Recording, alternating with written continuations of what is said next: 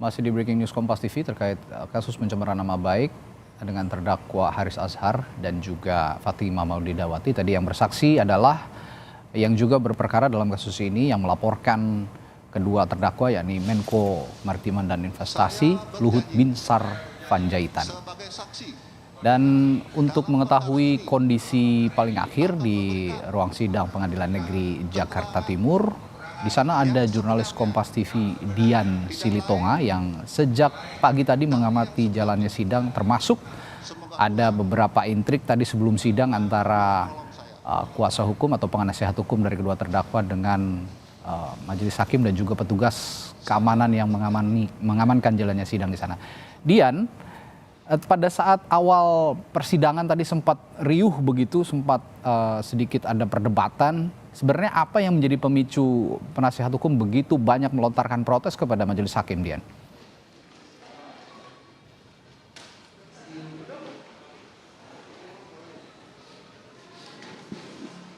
Ya, Dian. Ya. Sidang saat ini sedang diskors, saudara. Tadi informasinya nanti akan kembali dimulai sekitar pukul 1 siang waktu Indonesia Barat. Nah, kalau kita cermati tadi dalam persidangan Luhut Binsar Panjaitan diperiksa sebagai saksi dan dihadirkan oleh jaksa penuntut umum. Karena yang menghadirkan adalah jaksa penuntut umum, maka tadi yang terlebih dahulu dipersilahkan untuk bertanya atau menggali keterangan adalah jaksa penuntut umum.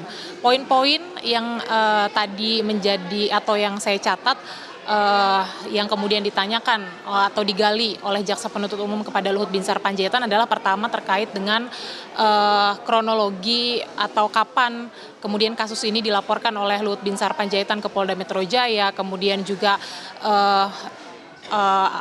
ditanyakan juga kapan proses penyelidikannya, kemudian juga kapan proses penyidikan atau kapan kasus ini naik ke tahap proses penyidikan. Kemudian juga ditanya oleh jaksa penuntut umum apakah betul Luhut Binsar Panjaitan ini terlibat dalam operasi militer di Papua yang kemudian juga dilakukan untuk kepentingan pribadi. Hal itu tadi dijawab oleh Luhut Binsar Panjaitan bahwa ketika dirinya sudah berstatus pejabat publik begitu ya, dia tidak lagi terlibat dalam operasi militer di Papua, apalagi sampai demi kepentingan pribadi. Itu tadi yang disampaikan oleh Luhut Binsar Panjaitan di muka persidangan. Kemudian juga yang jadi poin pertanyaan atau hal yang digali oleh jaksa penuntut umum adalah terkait dengan alasan mengapa Luhut Binsar Panjaitan kemudian menolak mediasi, atau kalau saya tangkap tadi sesungguhnya upaya mediasi itu ditawarkan oleh Polda Metro Jaya tetapi tidak dilakukan. Itu ditanyakan alasannya seperti apa, dan Luhut tadi menjelaskan bahwa menurutnya secara pribadi isu ini kemudian dimunculkan oleh Haris dan Fathia sehingga ia tidak bersedia untuk mengklarifikasi hal tersebut. Sebelumnya dia meminta atau Luhut meminta kepada Haris atau mengultimatum supaya meminta maaf atas konten yang diunggah begitu ya di YouTube karena memang dianggap itu adalah berita bohong. Tetapi tidak dilakukan. Karenanya Luhut Binsar Panjaitan menolak untuk melakukan mediasi. Itu tadi penjelasannya. Kemudian yang menarik juga saudara, tadi Luhut bersaksi atau menyampaikan bahwa sesungguhnya relasi antara Luhut dengan Haris Azhar ini cukup baik, sering bertemu, sering ngobrol dan berdiskusi. Makanya tadi Luhut menyampaikan sangat menyayangkan sekali langkah Haris Azhar dan juga Fathia, khususnya Haris Azhar karena memang Luhut ini menyampaikan dia mengenal secara personal dengan Haris Azhar yang kemudian membuat konten tanpa mendiskusikan atau mengklarifikasi di awal begitu ya kepada Luhut sebelum akhirnya video atau konten tersebut diunggah. Nah kemudian juga yang menarik saudara tadi ada disampaikan oleh Luhut bahwa pada sekitar bulan Maret tahun 2021 kalau saya tidak salah mencatat sempat ada percakapan antara Haris Azhar dan juga Luhut Binsar Panjaitan terkait dengan permintaan jatah saham di PT Freeport atau di sektor pertambangan begitu. Tetapi memang Luhut menyampaikan ingin mengupayakan karena memang ingin menolong, tetapi kemudian permintaan itu ditolak. Nah ini yang menarik dalam konteks apa kemudian ada diskusi atau percakapan terkait dengan permintaan saham. Apakah ini juga berkaitan atau mempengaruhi kemudian akhirnya konten terkait dengan pertambangan Papua yang melibatkan Luhut Binsar Panjaitan diunggah oleh terdakwa Haris Azhar dan juga Fathia. Sementara demikian saya kembalikan dulu ke studio. Iya, menarik tadi Luhut Binsar Panjaitan mengungkit bahwa terdakwa Haris Azhar sempat meminta saham di PT Freeport. Dan ini yang menarik nanti tentunya apakah ini juga diklarifikasi oleh tim penasehat hukum dari Haris Azhar terkait pernyataan Luhut Binsar Panjaitan ini. Dan yang kita ingin tahu juga tadi publik disuguhkan oleh sidang yang begitu riuh.